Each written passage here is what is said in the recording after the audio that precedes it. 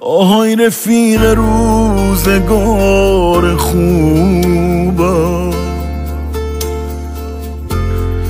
الان کجایی ببینی خرابم.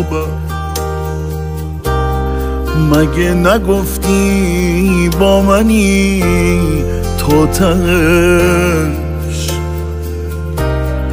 همین الان باید بیای سراغم، حتی توی آینه نگاه میکنم. حوصله این آدمو ندارم، شبیه بغضی تو دل یه ابرم. میخوام رو شونه های تو ببارم. کجای دنیایی، کجای دنیایی رفیق تنهایی؟